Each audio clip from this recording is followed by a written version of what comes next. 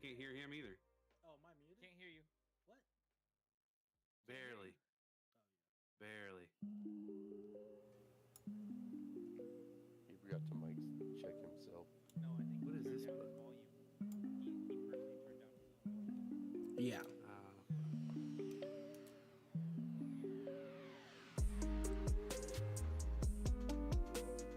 don't know.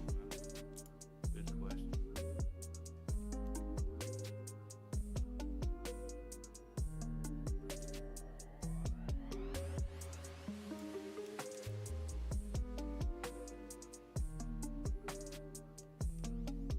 I knew I shouldn't have moved it. I'm Oh, just kidding, here really. we go. Appreciate. You know what? The Facebook thing is not working again. I don't know why. Oh well.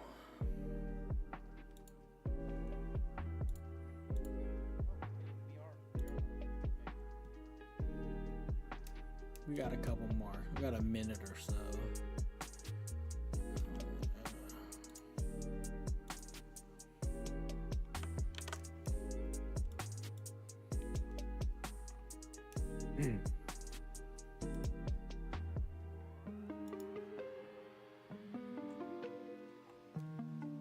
As an IT guy, I'll just go ahead and tell you probably the fastest thing to do would just be to uninstall it and reinstall it. I know, right? Said like a true IT person. I know. Turn it off and turn it back on. Do you unplug it and plug it back in? Yeah. Asshole. I mean, seriously, you can sit there and debug and nothing will work, and then eventually you'll end up uninstalling and reinstalling it, or you Okay. can just uninstall it and reinstall We're it. about to go live here in a minute. Or like in 30 seconds.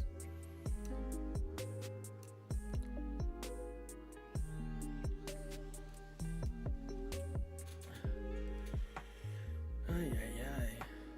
In fact, I literally just did that the other day with a guy at work. His Excel wasn't working; it wouldn't open at all. So I was like, "All right," I uninstalled it, reinstalled it. All right, here we go. In 3, 2, 1. Okay, let me move some stuff around. Here now. Make sure that turns low and this goes up. Oh my God, are we live? And here we are. We are. What is up, guys? It's your boy Sean Flac 2.0 coming to you live and direct from the studio. Here in the studio this week for the Dad's Life podcast. Obviously you can see we're down 1+1. We're like down 1+1. So Sensei Jon had another engagement to take care of. So of course we got our guy. Didn't they go on a cruise? Don't quote me on that. This dude's on a cruise while we're all stuck at home. It depends. If you get seasick, I mean, I don't know. Well, then go get some Dramamine. Oh, jeez. But obviously, who we got in the studio via satellite, Chiron. Just want to say thank you, Chiron, for filling in. How are you doing tonight? I'm good. Good. Okay. So you guys know who I am. My name's Sean Flac 2.0 here on the Dad's Life podcast. Again, special shout out to Chiron for coming on in. But of course, right next to me here on my left, I think your left as well, we got NjordGod. How you doing, Njord? From road today. I kind of like this. Then of course Catacorny up here today. Usually he's above me normally. We have Mr. Krinlee. Mr. Krinlee, how we doing this evening? Yeah, I'm doing pretty good. Can't complain. Okay, all right. Cool. So this week's episode of Dad's Life Podcast, we're going to talk about one of the biggest purchases that you can make as an adult. We're going to talk about houses. That's a touchy subject. So we're going to talk about houses. It is one of the bigger purchases you're going to make as an adult, as a dad, as a parent, as a, again, just an adult. We'd like to share some of our stories about it, some of the stuff we've learned. We're not going to go into too much detail, but we do plan on having a financial episode, and I want this to kind of lay the groundwork for that. It is going to be one of the biggest purchases you're going to make as an adult. And I wanted us to share how we felt about it. Like we bought our house during COVID. So yeah, it's a different experience maybe than other people.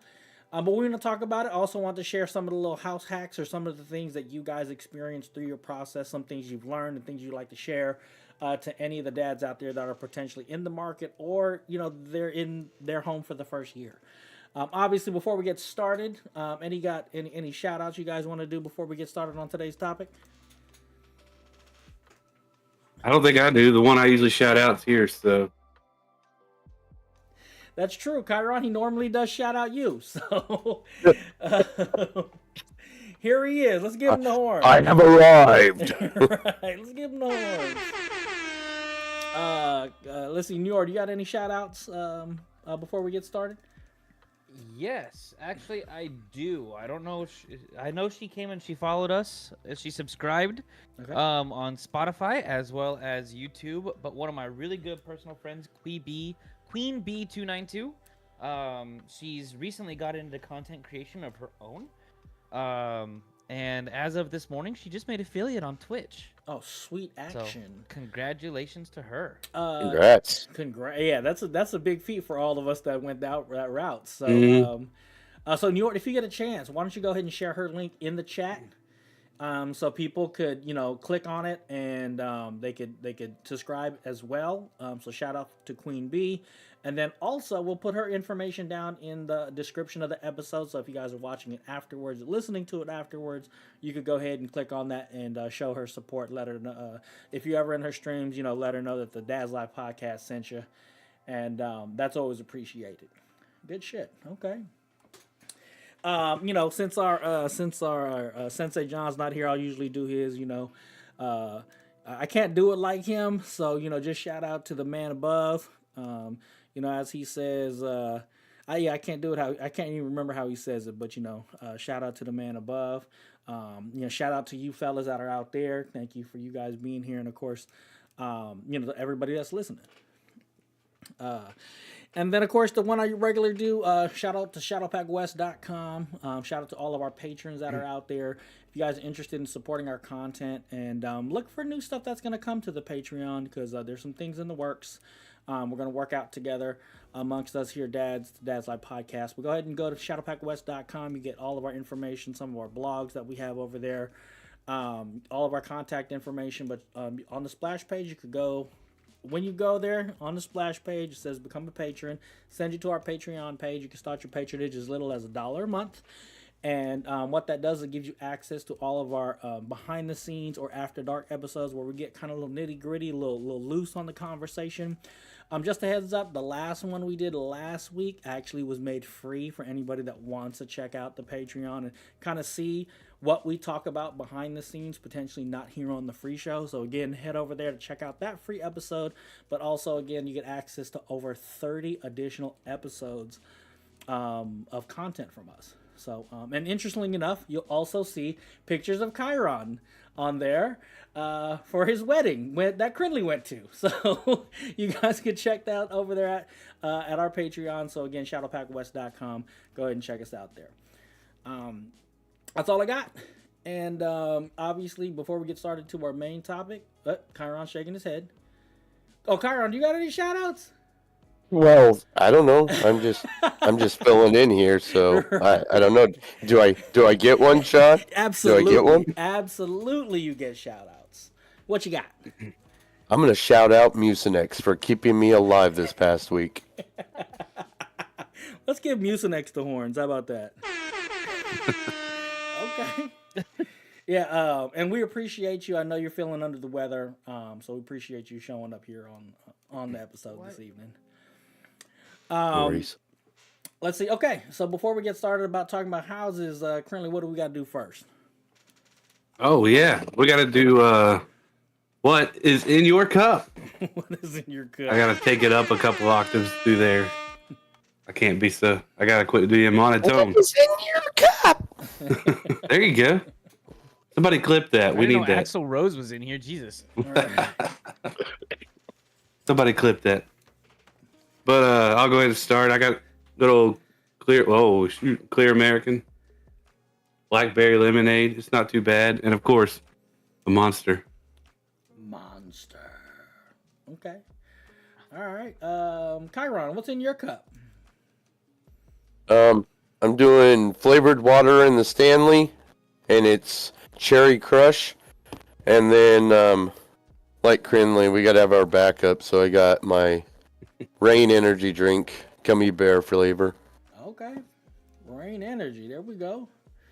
And Njord, do I even have to ask what's in your cup? You'd actually be surprised today. Okay. So Njord, what's in your cup? All right, so actually, I do have a double. I'm double fisting today. It's Everybody else Saturday night. apparently. Yeah, right. Um, It's Saturday. I've got my usual. You're right. You know, the Jameson Black Barrel and Pepsi. But then on the other hand, you know, you got to stay hydrated. So I've got some strawberry lemonade Crystal Light Oh wow. Okay.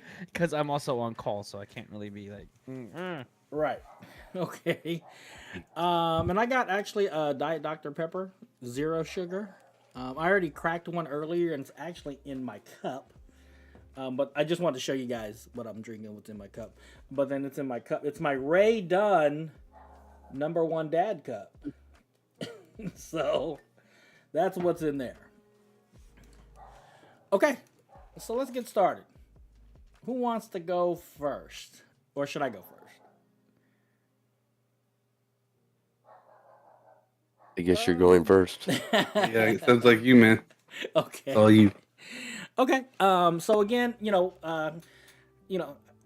buying a house is one of the biggest purchases that you're gonna make, right? It's also when it comes to being a dad or just wanting.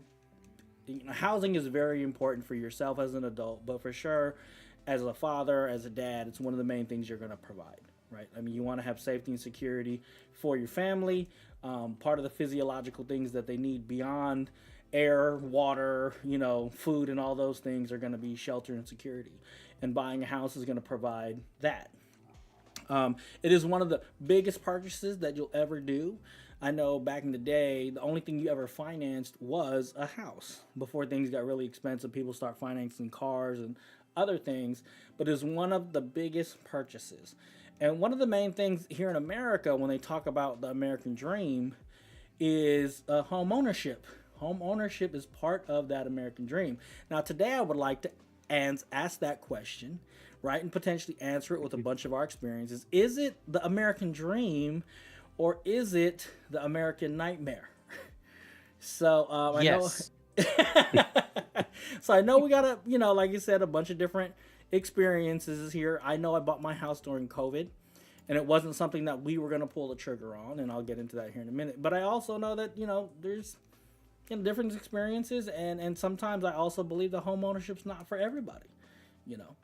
So first of all, have all of us bought a house or something, condo, townhouse, or whatever like that previously? Mm-hmm. Yes. Okay. Currently. And I think I'm potentially the only one who's even built one. Yeah, I've never built one. Anybody else build one? Nope. No. Do Legos count? No, I'm just kidding. No. Okay. All right.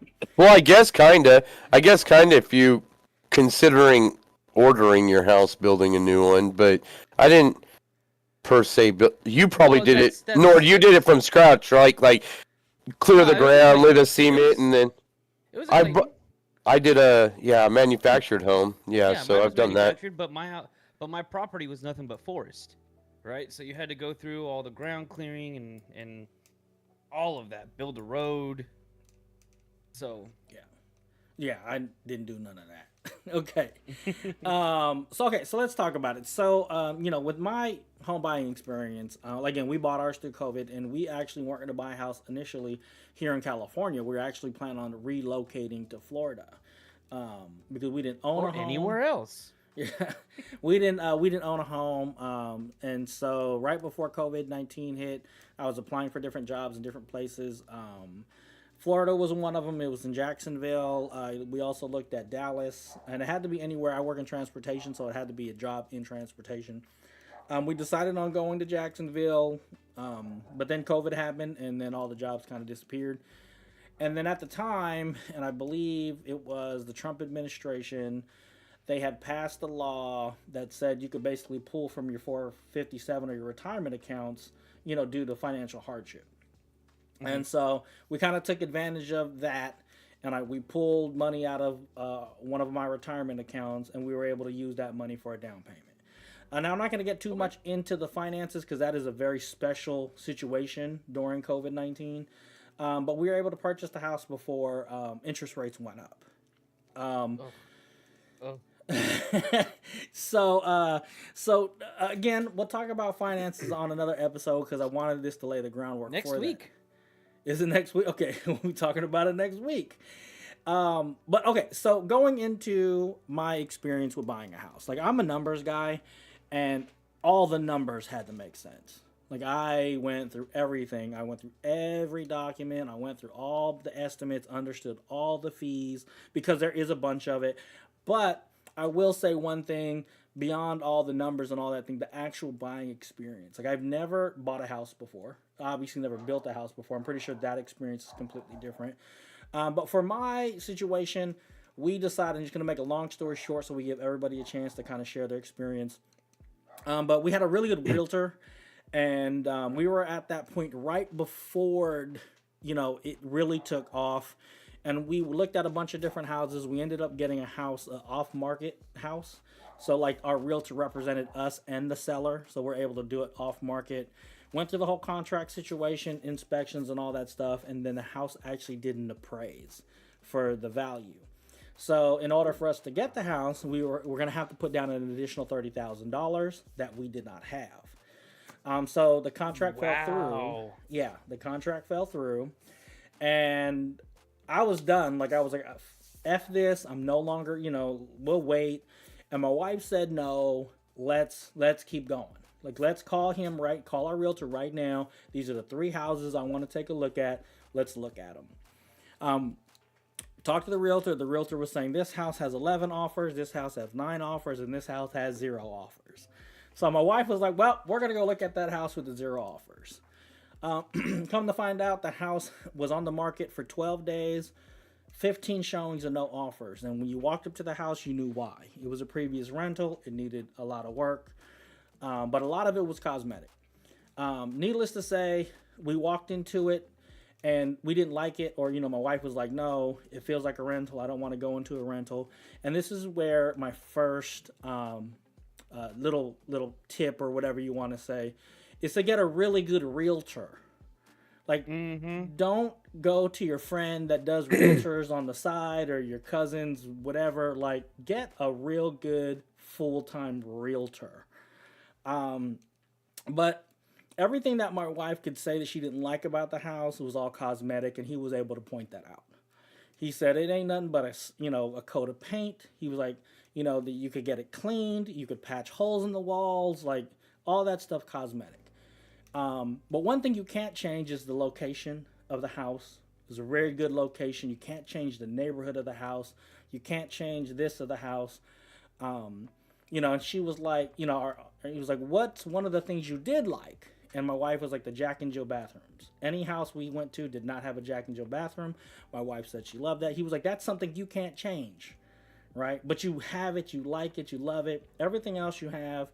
And he kind of talked us off the edge of buying another house in a different neighborhood. And then, of course, he knew his job.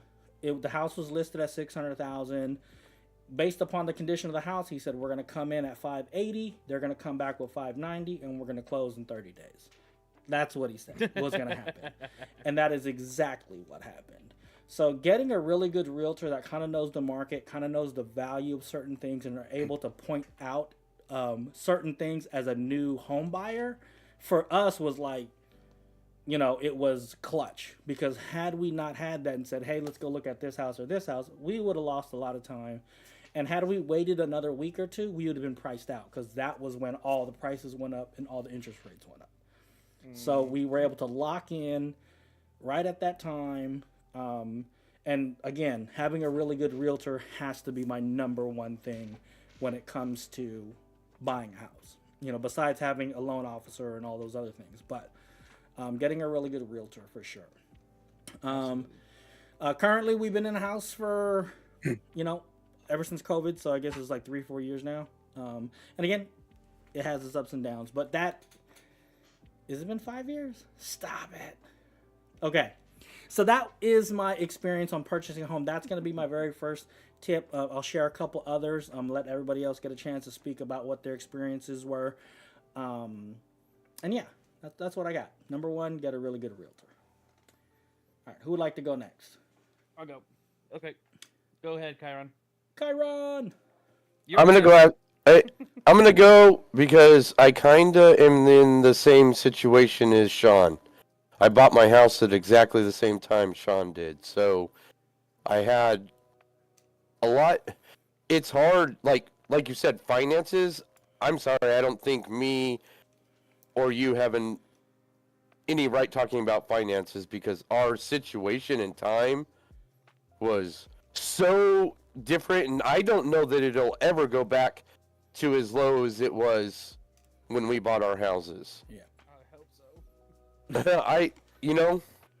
I hope, but realistically, it would take a lot to get there. But I would say, I'll give you a couple small tips instead of like one giant tip. Talk with your spouse. You have to talk with your spouse. And you've got to determine if you want to buy a house. There's a lot of times where people go, oh, in 3 months we're coming at the end of our lease and I think I just want to go buy a house. Well, that's not realistic. I think a lot of with the home dream comes a lot of home fantasy. And real estate is, if you have money, go do whatever you want. You can do whatever you want when you have money. But if you're like 90% of America, where you have to budget, plan, and save, and restructure your lifestyle to do this, talk with your spouse. Because once you and your wife or your significant other or whatever, your partner, you decide, okay, we officially want to buy a house. You have also made the same statement, I will now officially stop spending money. Stop it. If you decide to buy a house, stop spending money. Stop going out to eat. Stop going to the movies. Stop buying gifts.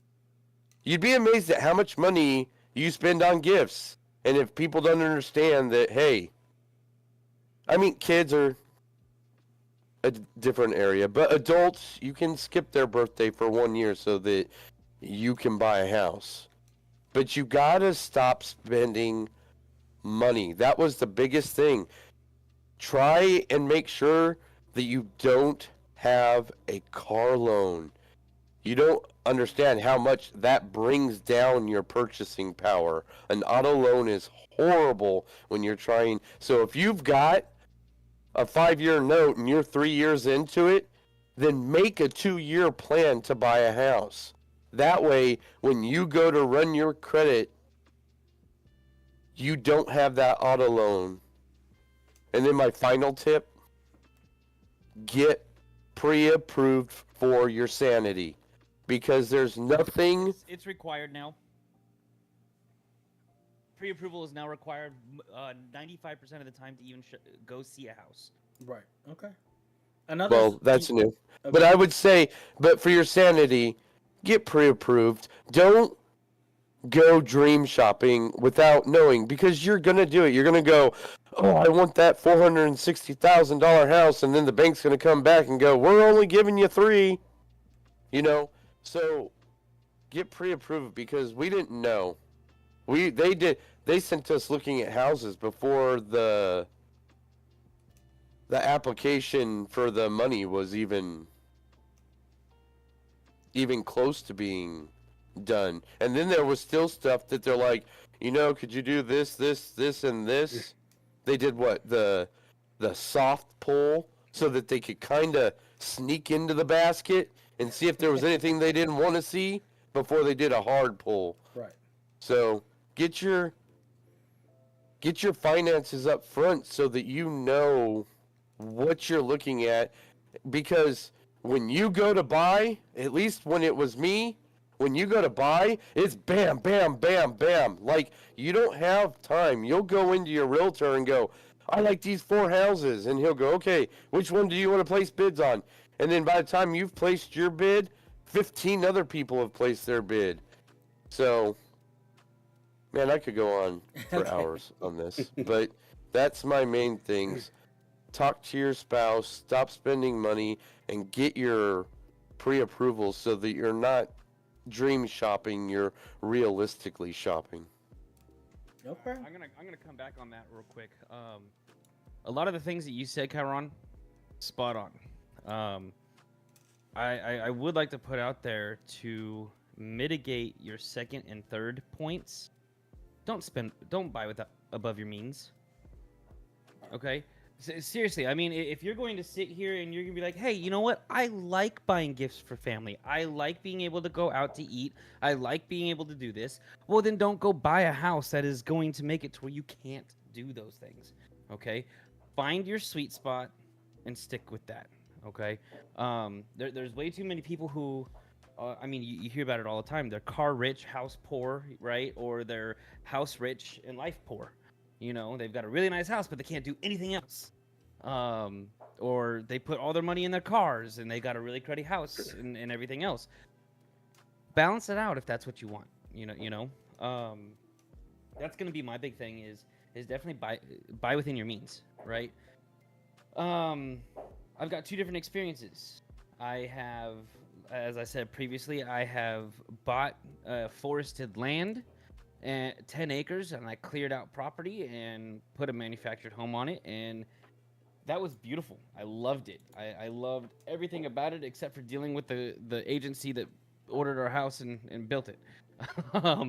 Once it was there, though, I mean, I got everything that I wanted. It was new. You know, no one else had tarnished this, right?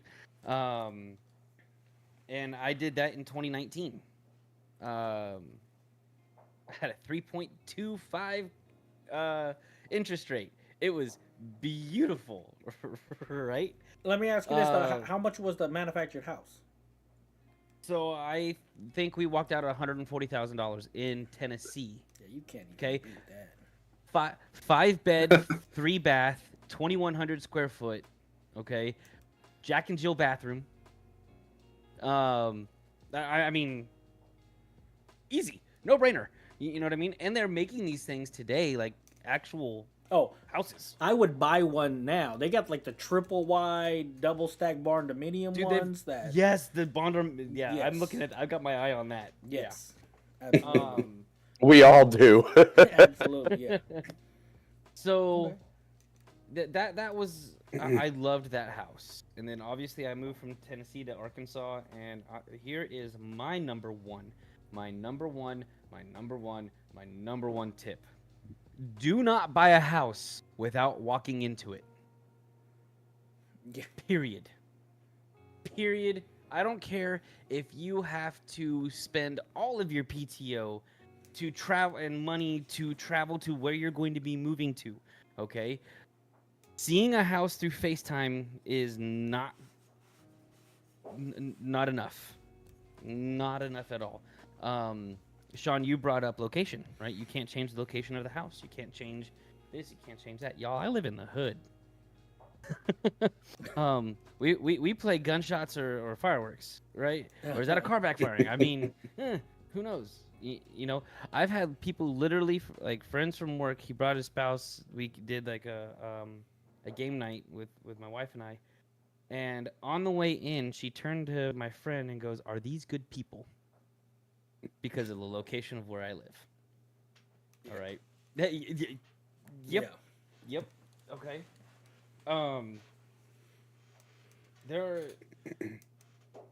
Get yourself a good realtor. I love that one because the house that we bought was what did they have it listed? It was sold as is. Right? It was one of those sell as is buys, and my realtor was still able to get them to fix things. Some of the things, like my roof, I got screwed on the roof. The roof wouldn't appraise the house because the roof was that bad. and they were supposed to change the decking, which for those of you guys who don't know, that's the plywood underneath the shingles and everything. Okay, they were supposed to replace the decking and the shingles. Well, I didn't know this until I went to go get a solar panel inquiry, and then they were going to check the roof. All they did was replace the shingles. They didn't replace the decking, and I can't go back at them to get it fixed. Right? So I got screwed there, but they replaced my central air and heating before we moved in. Awesome. There's a lot of cosmetic stuff in this house that needs to be done. But I'm not wanting to sink the money into this because I'm not staying here. I mean, actually, my wife and I, we sat here. We've already put a deadline. We are moving out of this house by October of this year.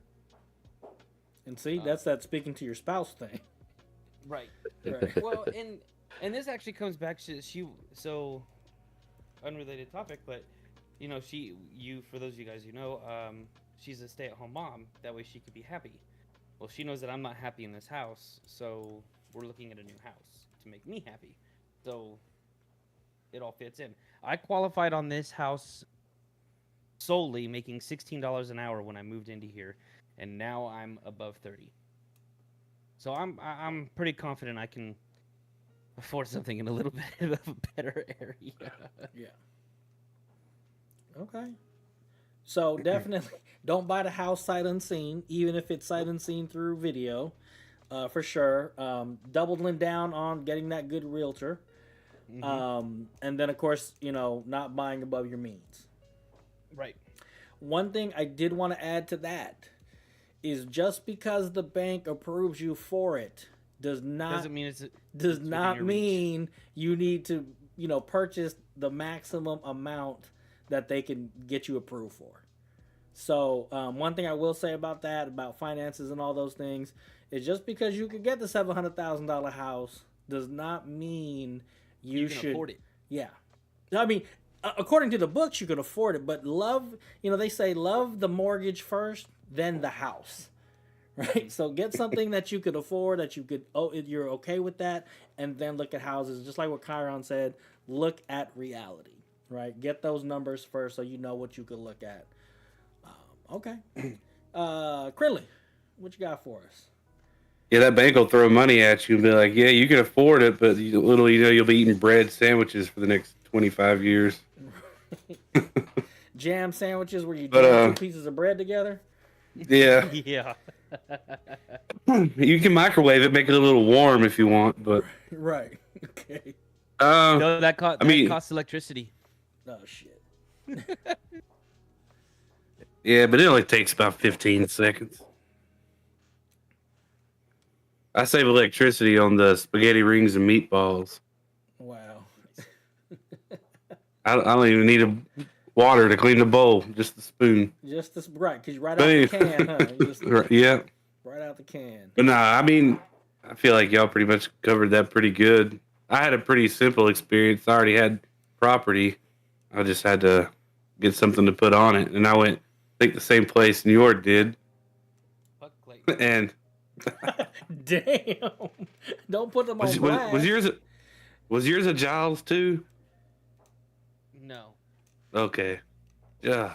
Anyway, I won't get into that. I'm not gonna throw no hate at nowhere, but don't do that. Oh no, I've heard consistent horror stories about Clayton. Fuck Clayton. Wish I would have known. But yeah. Go ahead, Krinlee. I was just saying, but yeah, I mean, all I can do is repeat. Don't go beyond your means, like, because they will let you. And y'all covered it. I can't think of anything else. So you actually, they don't know your means. They don't. Yeah. They don't know your eating habits. They don't know your shopping habits. They don't know how it is when you walk into a video game store or electronics store. I mean, that random, I got to upgrade my PC day, so. Right. I just want to kind of, because again, I never done anything like that. So what is the process if I went out and bought acreage, just if you could sum it up real quick, what is the process to go through getting a manufactured home put on a house, on a piece of property? You need to have the property first, right? Yep. And then you either need a down payment or you need enough land that you can use as collateral. right? Oh, So okay. That's I interesting. used 2 acres. I used 2.5 acres as collateral for the house, so I didn't have to do a down payment. Same. Then they will come in. You have to find someone to prep the land. Okay, for them. They won't prep the land themselves. Okay. And there's Then they'll companies come in for and- that. Yes. Okay. And then they'll come in and they will set the footers. They'll bring in they will pay for your electric hookup. They'll install your septic. They'll do your water hookup. I wouldn't let them run my water line. I ran it myself. Weird. Okay. Right. Weird. Right. But Try and get a multi-chamber septic. Don't try and get a. yeah. You want something that's gonna cascade down, man. I'll tell you what. If you live in the city and you're used to sewer, living in a manufactured home, sewer is completely different. You have to really watch what you do. Okay. I've never lived in a property that had a septic tank, so. Yeah, it's a little bit different. You can't just flush whatever you want down the toilet. Okay. Kind of shitty, really. Literally.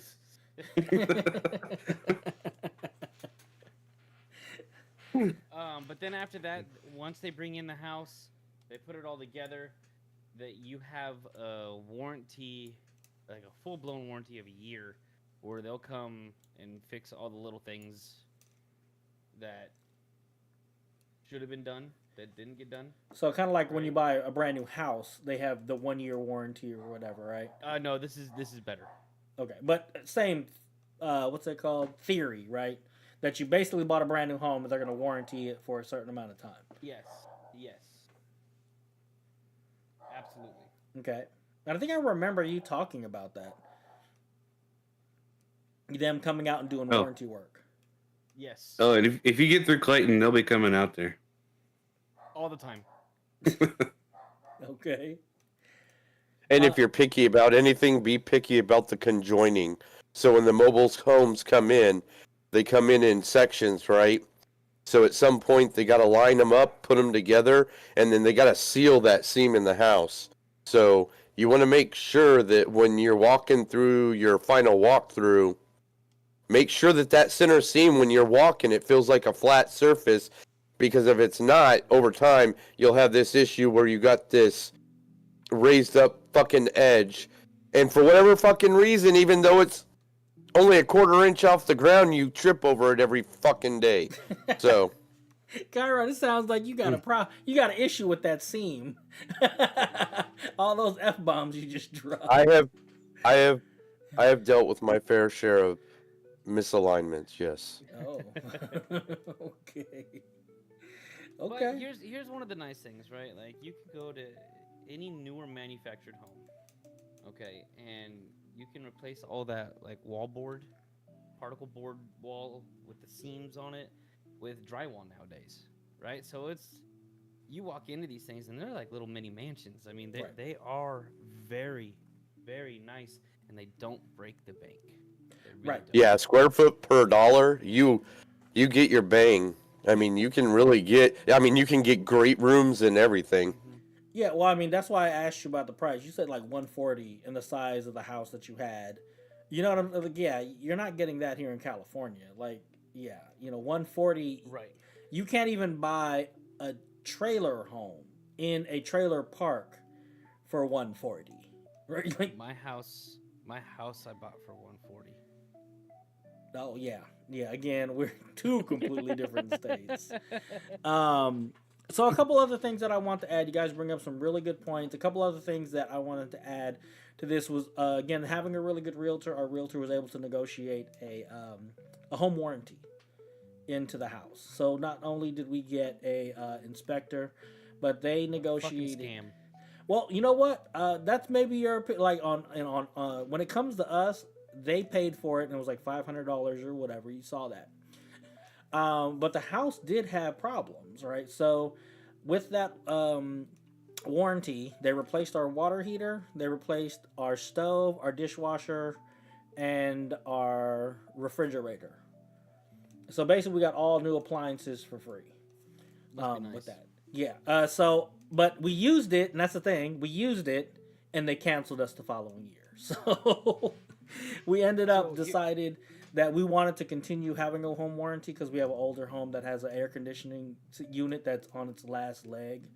So we kind of held on to it and went to another company and got the home warranty and have held on to the home warranty ever since. And every little thing that's happened, they've been able to come out and kind of take care of. But that was part of our initial contract. And again, there was a lot of things that we, little things like that, like the water heater, to get a replacement water heater here, it was like $1,700. And I was just like, oh, we're going to use a home warranty, and it was $85 out, and that was it. To get a brand new water heater. And the other thing too is an inspector. Get a good in-house inspector, because I don't think we had the best house inspector, because he should have found certain things that I thought shouldn't have been for the house, or at least should have been brought up during inspections, or understand what your inspector is there to do and don't have an unreasonable expectation of them. Because I was asking him, like, well, what's in the attic? Like, you went up into the attic, that's where our furnace is. It's in the attic. What's the attic look like? And he was like, oh, well, I can't tell you because it's not part of the inspection form, and I just know that, it's clean, everything's supposed, the furnace is working the way it should, but the attic, I can't talk to you about the attic because that's another inspector's job. I was like, oh, interesting. That's weird. Oh, yeah. Right. My inspector inspected everything, Right. from tip to bottom, and he let me know about everything. He didn't hide any. He didn't care. He's like, man, I don't get anything by lying to you, so I'm gonna tell you everything. Yeah. And he did, and I'm grateful he did, because I got like 3 things fixed that he's like, and he. What I loved about my inspector was he did the this is worth complaining about and this is not worth complaining about. Too, yeah. Right? So he's like, go after these 3 things and fix this other shit yourself. Yes. But with that, you guys, if you're watching this podcast, fucking don't do something you can't do in your brand new house or your new to you house. If you're not an electrician, don't go wiring shit that you have no business fucking wiring. Or fix plumbing. Do you know how bad it sucks to go, oh, I can plumb it, and then come home from work to find your house flooded because you're not a plumber? There's certain things that, yeah, you can fix, like a hole in the wall and stuff like that. But if it's something that you have no business doing, suck it up and have someone come out, or get a buddy that at least knows what the hell he's doing. Right. I will say there was a lot of things, because the great thing about my father-in-law, he's a contractor. So all that stuff you talk about, electrical and plumbing, because there was a lot of it, because we have hard water here where we live. It was a lot of corrosion and all this stuff we had to swap out. He was actually able to do it. So I totally agree with that. Suck it up. Have somebody pay for it. If you don't, because you could cause a bigger problem than, and it's going to cost you way more money than it would have if you just got somebody else to come out and do it correctly. So, yeah, I definitely throw that out there. Okay, so these are some good little points. Besides the whole finances thing, the home warranty is a scam. Talk to us about it. Talk to us about it. Okay. Njord. When I did my inspection, obviously the AC unit wasn't working, right? So that was one of the things that needed to get replaced. Well, when we found out, they replaced it right after we moved in, okay? When we found out that it was working, we realized that our ductwork wasn't working in half the house. Okay. Oh, guess what the home warranty won't cover? The ductwork? Bad workmanship. What? Quote unquote bad workmanship. Wow. But if they... Yeah. Okay. Wow. Exactly. Yeah. If they got the people out there to do it, how come... Guess what your home warranty also won't cover? A bad roof that was supposed to have been fixed. That wasn't. You know what? I think I'd have to try to do the roof myself. So what I'm waiting for, waiting for a good enough hailstorm to come through where my homeowner's insurance will replace the shingles, and I will pay the person to put new plywood up there. Right. But I'm not paying for brand new shingles when it's got brand new shingles up there. Right. You know. So I let it expire. It's bullshit. It ain't worth a damn. Yeah, I definitely can see that. I definitely, we haven't had an issue. The only issue for us was that they canceled us when we used it. That was the only thing. So far, we haven't had any big major things happen. And when we got solar on the roof, we went out and got an independent roof inspector to check our house and make sure everything was legit before and after the installation of the solar. So, yeah. Oh, there goes Chiron with his coughing. Okay. Anybody got anything else to add on the topic of houses? If you do buy a house and decide you're not going to live in it and move out, do not rent to family. Look at me. Okay. Do not do it. Okay. I'm looking, Krinlee. Okay. Okay. Hey, that's. I said it to my son. He's like, yeah. Hey, you know, just like they say, don't do business with family either, right? You know. No, don't get into business with family. Yeah, that's it. Unless you're in the mafia, then that might be okay. Well, I mean, then we is all family. I mean, this is SPG right here. Just saying. It is. Okay. You know, that kind of concludes that, and you know, we still got a little bit more time left. If you guys are interested in this topic or anything else, you know, like I said, you want to guys leave any comments, you know, share your experiences, some of your best practices. I guess there is a couple things I did want to add. We went from moving from an apartment, then we went to go rent a house before we bought. That was one of the things that we did. And I'm glad that we did, because renting into a house gave us the opportunity to be able to understand things to look for, right? And one of the main things that I wouldn't have considered, and maybe you guys have, but like the fence. Like, not, you know, in our rental, you know, we had a really bad storm and the fence fell over. And that made us like think, oh, wait a minute, when we buy the house, we need to make sure, or, you know, have some kind of idea of the condition of the fence, because that is a big project that has to be and it has to be shared. You know, if you have good neighbors, you're going to share that cost and be able to coordinate with that cost. So one of the main things was looking at the fence. You know, if you own a home, you should get a little toolkit, you know, for all those little projects that you plan on doing, or if you want to hang pictures or something, right? Getting a tool set if you're not into that, for sure. One of the main things that I need to get into right now, we have a 6-foot ladder. Invest in either an 8 or 10-foot ladder if you can. They do get kind of pricey. But if you want to clean out your gutters, you know, because if you don't clean out your gutters with all the leaves, it could get jammed up. And What's that?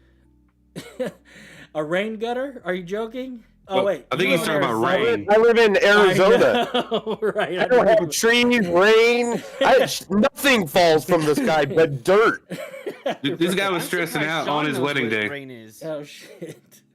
This guy was stressing out on his wedding day. He was like, man, it hasn't rained in 3 fucking years, and it's going to rain today. That's good luck. They say rain on your wedding day is supposed to be good luck.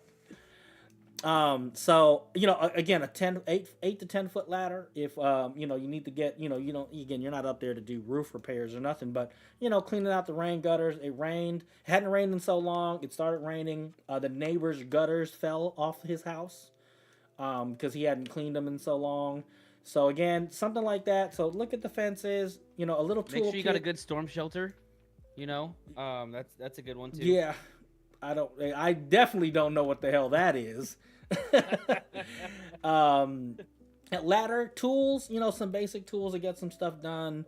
You know, when it comes, I know a couple times, you know, fixing the toilet, you know, the little plunger, and, you know, replacing the little handles. Maybe you want to change out doorknobs, things like that. So a little toolkit. And when it comes to those little things that aren't super specialized, but every homeowner should at least have a full tool set. Full tool set. You should have a drill. Oh, an yes. impact. Well, not that's not Not an necessarily impact. an impact, Right. but a drill. You should have, Phillips head, flathead screwdrivers. You should have a bin crescent of, wrench. different, a bin of different like nails and screws and like drywall fasteners, right? Yes. And an air compressor. Air compressor. I don't don't know have about the those air yet. compressor. They make Um, batteries for everything nowadays. You should have, yes, a crescent wrench. You should have channel locks. I mean, if you have a pipe wrench, channel locks, and a crescent wrench, you can almost do everything in your house. Potentially, And a yes. hammer. And a Oh, hammer. a hammer, for sure, for sure. You gotta have at least And then- 3 hammers. You gotta have a normal hammer, a little hammer, and a rubber hammer. And A then go mallet. get yourself Teflon tape. 2 or 3 spools of Teflon tape. Yeah. And if you guys don't know what that's used for, Njord, let them know what it's used for. So it's that tape that you're gonna put on any kind of water fixture, okay, around the threads. So homeowners are typically going to use it for is their showers, right? Your shower heads. That's where homeowners are most commonly going to use it, or the connections for their toilets. Okay. Right. Anywhere that you have a connection that threads for water, you're going to want to Teflon the threads before you screw it down. Now, make sure when you're putting it on there, right, the screw goes righty-tighty. You want to wrap the Teflon tape the same way that you're going to screw it down. Otherwise, you're just going to screw off the Teflon tape. Okay. Hey, man, those are good little tidbits of knowledge right there. And if you use it on your wife, it doesn't leave marks. No? Fuck? No. No comment. No comment. We in After Dark already? Hang on, I gotta write that down. Right. Okay. So yeah, I mean, you know what? I mean, those are some really good experiences. Again, the episode today was to kind of talk about that big purchase. It is one of the biggest purchases you will ever make. And I think a lot of us have talked about the finances. We are going to be doing a follow-up show with Sensei Jon. He has somebody that's in the financial industry. He sent out a bunch of questions to kind of, talk about finances, some of the basic questions when it comes to that. A lot of this stuff, especially when purchasing that house, providing that shelter and security for your family, a lot of it is prep work. Just like what Chiron said, get those your finances in order. Talk to your spouse. Understand the different options that you have, right? Because, if I'm, listening to Njord properly, potentially getting the land and going that route may be a little bit more cumbersome to do than just buying a house, that is already built. But you could get more bang for your buck, 100%. Yeah, it may be, again, the process may be a little bit longer, or like you said, a little bit of a headache. But at the end of the day, I know when we first met, he lived in Tennessee, and he loved that house, and that house was gorgeous. I still do. Yeah. I'm It pissed was. that I left it. Yeah. And then, like I said, Krinlee was in that same position. He had, the property was already there, getting the manufactured home. Don't rent to relatives. If you're not going to keep it. One of the things I will say that Njord did say was, you know what, if you're not going to stay in the house, and generally, I don't know now, but before the whole thing, when we had 7% interest rate, you either were going to sell or refinance the house within the first 5. So if you don't plan on staying in the house longer than the first 5 to 8 years, don't dump a lot of money into it, especially if you're, especially if it's not anything that's going to bring value to the house, right? So what I did is I had my real estate agent, because the same one who sold me this house sold my parents their house. My mom went to go work for her, right? Is Okay. going to help me sell this house and buy a new one, right? Love this person. We had her come over and walk through our house and tell us what are the things that we need mhm. to change before we're ready to sell this. Yeah, and put it back she on the gave us a market. list, and the reason why October is because I don't have to do everything at once. I can kind of do things in small, steady steps. And then, so a tidbit for those of you guys who are fixing to sell a house. Okay, here's a good thing. I have 3 dogs. My wife is a stay-at-home mom with my 3-year-old daughter, and she watches a 2-year-old boy. Okay, it is very cumbersome to be selling a house with all of those components inside here, especially trying to keep the house staged and presentable at all times. So we are actually going to move out before we put it on the market and move in with my parents. That way, while people can come and go anytime, and we're not having to pick up the dogs and the kids and get lost for a couple hours and this, that, and the other, because typically that's going to happen while I'm at work. So she's on her own. You know what I mean? Yeah. So find, again, when you're going to go sell, bring your real estate agent in way before you're actually ready to sell, so you can make the adjustments on the house that have to be done. And then find out the right plan for you as well. You know, is selling now and going to live with family or a rental for a little bit a good idea, or is it, you know, going to put an offer on a house contingent on the sale of your house? You know, sometimes that contingency, right, could actually make your offer fall through. Absolutely. So things to think about. Right. And I think that's a great option to have if you can, is to lean on family if you can. Like, that is a great opportunity that you have. And, you know, I know a lot of folks out here that, you know, don't have that opportunity to do that. But, yeah, use every resource you can to get you the best thing, you know, the best, put yourself in the best situation you can. So, yeah, and, you know, like I said, we're going to sit in the house for a while. Because if we sell, yes, we do have a lot of equity, but we're also going to be buying in a market where houses are up. And interest rates are higher than they were when we bought the house. Here's another thing. Here's another facet to it that none of us had to deal with when we all bought our houses. Okay? Now the sellers have to pay the selling and buyer's agent. No. No. The buyer has to pay their real estate agent. Well, yeah. Right? They changed it to where it's negotiable. But but what's going to end up happening is that the buyer is going to have to pay their agent. And I think that's where the pre-approvals come in that you talked about. That changed because no realtor is going to show you around if they can't, you know, get money out of it, right? So you got to come with that pre-approval letter so they know there are funds that are available. And when they go into negotiations, and again, that's a whole nother process that maybe if we get some time to have a realtor actually come on the show and talk about those intricacies. I can. You can. I know I can get my real estate. I can get my real estate agent in here. I know I can. Okay. But I mean, there's so many different intricacies and situations. But yes, the laws had changed, and yeah, pre-approvals, the buyer having to pay for their agent so that the seller didn't have to pay for, you know, basically do the 5% and split it amongst the selling agent and the buyer's agent. So that's all negotiated at this point, which changed the industry into, you know, I know that there's a couple realtors that were part-time real estate agents that don't do it anymore because there was no guaranteed money unless they were putting in the work that they could not do. Like, a lot of people don't realize how much a real estate agent does. So yeah, there's that. Okay. So that actually brings us to the end of our show. I thought it was a really good topic. Again, I wanted to lay the groundwork for the financial thing and talk about these experiences. Again, being a dad, again, my big thing, and me and my wife just talked about it just recently. Me and my wife had our 14-year first date anniversary, like on the 27th. And so we reflected back on where we were 14 years ago. And she even sent this whole text message. I guess she saved the text message that I sent her years ago. And it was like, I'm not the best, I'm not perfect, but I'm going to do my best to provide for our family.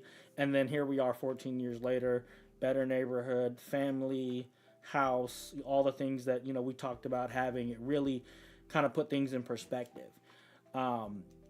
So yeah, you know, that's going to be one of the things: safety, security, you know, having a secure house over your children or your family's heads is very, very important. So yeah, that's the reason why I'm talking on it. And if you guys out there that are listening or watching or whatever, you want to share your experiences about it, maybe some of the little house hacking things that you guys want to share with us, leave that in the comments. You know, you could like and subscribe and share and all those different things. Before we end the show, I want to say thank you to Chiron for coming out and hanging out with us this evening. We are going to have an After Dark episode. We generally don't know what we're going to be talking about, but we will have one. So, you know, again, thank you for all the patrons that we make those episodes for. If you are interested in becoming a patron, shadowpackwest.com. You can start your patronage as little as $1 a month. But you can check out last week's After Dark for free as a sample. Okay. Yep. So if you kind of want to see how nitty gritty things kind of get in there, Yep. we gave you all a freebie. Okay. Yep. There is a free last week's episodes on there for free. And before I end the show, is there anything you guys wanted to end out with? Anything you guys want to add? Look at me. Don't rent the family. Okay. So I want to say thank you for tuning into this week's episode of the Dad's Life Podcast. Hopefully you'll tune into the next episode of the Dad's Life Podcast, where you can get your dad life, dad advice. Peace out. Really, though,